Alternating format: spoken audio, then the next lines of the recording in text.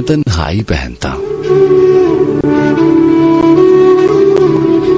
میں تنہائی پہنتا ہوں اداسی کے اجاڑ آنگن میں، محرومیوں کے زرد پتے چنتا ہوں۔ میری ہونٹوں پہ چسپاں ہیں چٹکتی ہچکیاں، چہرے پہ دکھتی حسرتیں، میں اپنی ذات میں اجڑے ہوئے گاؤں کا میلہ ہوں۔ میرے یارو تمہارے ساتھ رہ کر بھی اکیلا ہوں۔ تمہیں تو خود سنورنا ہے، تمہاری خوشیوں کے بام و در پہ روشنی کے پھول کھلنا ہے۔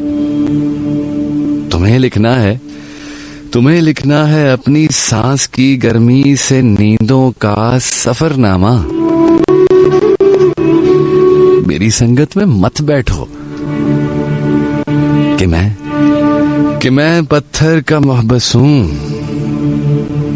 کہ میں محرومیوں کے شہر کا باسی، میری قسمت اداسی کم لباسی ناشناسی ہے۔ میری سنگت میں مت بیٹھو، مجھے ملنے سے کتراؤ،